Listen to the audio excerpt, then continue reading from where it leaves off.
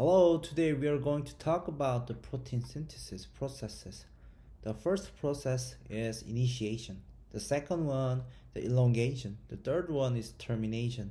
And then lastly, we're going to talk about regulation of protein synthesis too. Firstly, we are going to see the step of initiation of protein synthesis in eukaryotic cells. In initiation process, there are four main steps are required. First, dissociation of ribosomes into subunit 40S and 60S. The second, the 43S pre-initiation complex is made. The third, the 48S initiation complex is made with mRNA complex plus 43S. Lastly, 80S initiation complex is made with 60S plus 48S initiation complex. To see each step for the protein synthesis process, I prepared a picture to easily understand.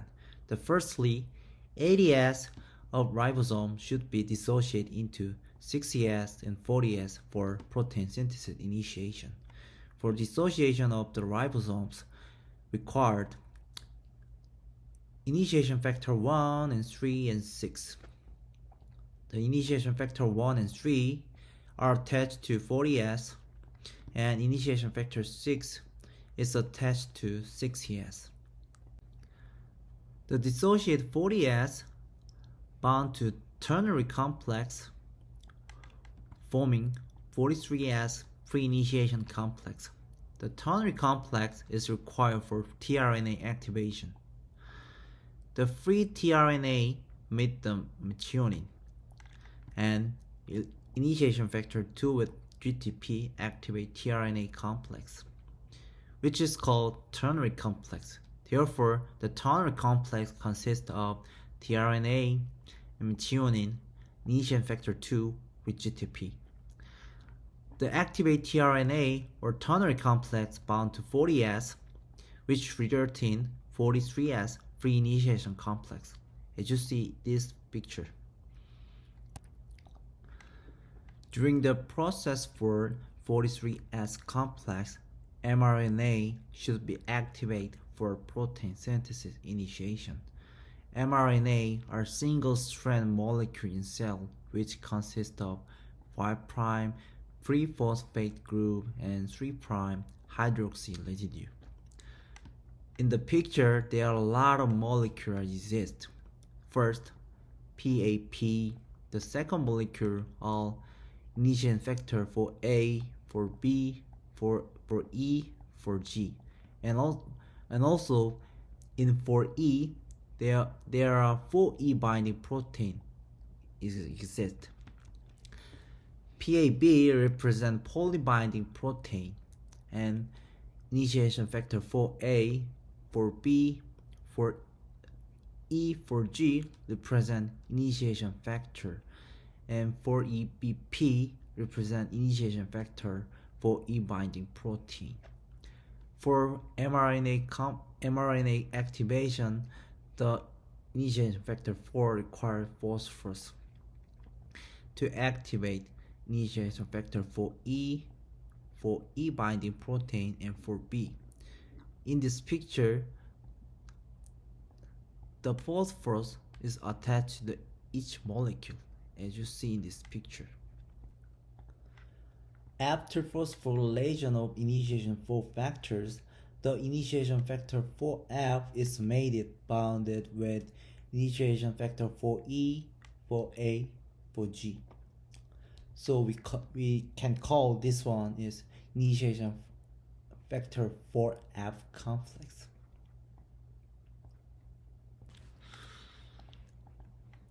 The activate initiation factor 4F complex and PAB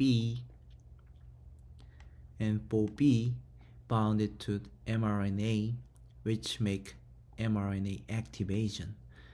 The PAB bound with the 3' poly A, whereas the initiation factor 4F bound with 5' methyl cap. 43S pre-initiation complex and activate mRNA bound each other, then makes 48S initiation complex, as you see in this picture. The 40S initiation complex with 60S subunit form 80S initiation complex. For this process, the scanning mRNA to find start codon AUG.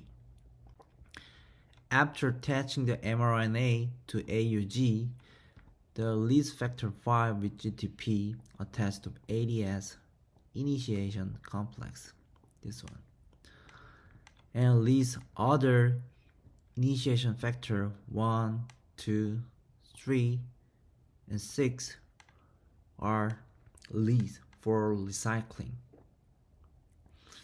So the process number 1 to 4 represent of initiation of protein synthesis. Now we can move on the elongation process. Elongation process is responsible for the growth of nascent polypeptide chain. So let's take a look at the elongation process. Before we go further, we need to take a look at side of the ribosome. In the ribosome, there are 3 sites: A, P, E site. A site is entry for new tRNA charged with amino acid or amino acid tRNA. The P site is occupied by peptidonyl tRNA that carries the growing polypeptide chain. E site is the exit site for tRNA after it's done delivering the amino acid. In the protein synthesis, the one tRNA with methionine bound to P site of ribosome, and the other activate tRNA with free amino acid exists around the ribosome. The activate tRNA process is introduced in the initiation process section, so we can skip here. And also in the picture, elongation factors are required for elongation process. To be specific, the new tRNA with free amino acids enter the A site of the ribosome. This process requires elongation factor 1A with GTP. After tRNA bound to A site, elongation factor 1A with GTP leaves 1 phosphorus. So that would be elongation factor 1A with GTP. And elongation factor 2 attached to the AUG codon that results in movement of amino acid tRNA from A site to P site. And methionine attached to the new free amino acid site here. After a movement result, the tRNA in E site have no amino acid that exists ADS, and this one and leaves from the ribosome. So this process we call the elongation. The elongation process occurs again and again with elongation factors that result in a lot of the peptide series in the ribosome with amino acid attached to here like this.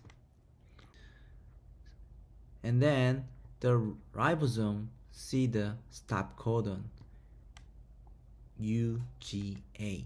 When tRNA see the stop codon, that terminate process can start. Let's check the termination process. The termination process occurs when the A side of the ribosome see the stop codon UGA. However, the stop codon UGA did not recognized by amino acid tRNA. So we need to use terminate leads factor 1 and 3. Leads factor 1 and 3. let's see the process for release factor binding process. The release factor 1 bound to A site, which can recognize the presence of the termination signal stop codon UGA. And release factor 3 bound to release factor 1 to stabilize the process with GDP. After finishing, bound to the two release factor 1 and 3, the release factor 1 facilitates the hydrolysis of bond between the peptide and tRNA in the P site, which leads the peptide switch from the lysosome. This one leads from the lysosome like this way. The attached the peptide switch all components such as tRNA and release factor 1 and 3 for protein synthesis leads down. Break down, break down, break down. So this whole process is protein synthesis. However, the protein synthesis occurs simultaneously, which called polysome. This picture is represent polysome. The polysome is form of a lot of ADS initiation factor complex attached to mRNA like this. This polysome increases the protein synthesis efficiency in the body of animal. So we take a look at the whole protein synthesis processes, but there are many steps for protein synthesis. Why these processes are required? This is because we have to regulate the protein synthesis for homeostasis of protein of the body. So let's see how to regulate the protein synthesis. First, regulation factors for initiation of protein synthesis are insulin, growth factor, amino acid, and mTORC1.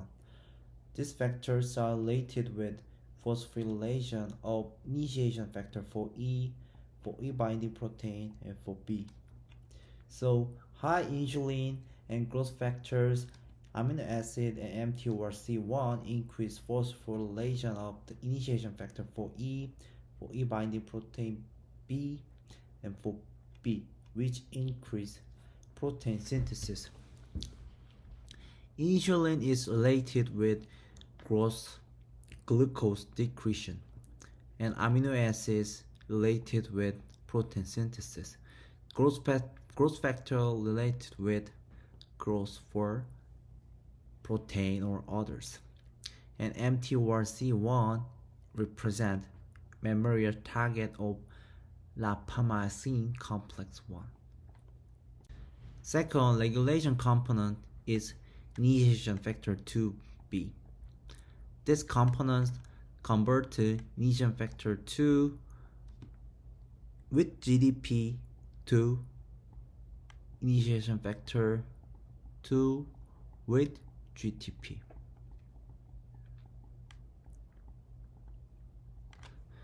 Which increase protein initiation process. This one. Therefore, the activated 2B can increase protein synthesis. Therefore, the activate 2B can increase protein synthesis. However, inactivated 2B cannot make protein initiation process, which decrease protein synthesis. In this figure, the insulin stimulate the activate 2B, but GSK3, GCN2 stimulate inactivate 2B. Therefore, insulin stimulate to increase protein synthesis, but GSK3, GCN2 regulate to decrease protein synthesis. So GSK3 represent glycogen synthesize kinase 3, and GCN2 represent general control non-represensible 2. So now we know protein synthesis processes.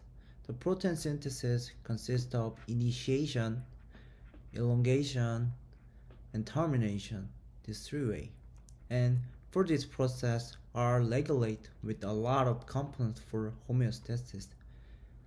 So we need to check the regulation too. So thank you for watching my video. Thank you.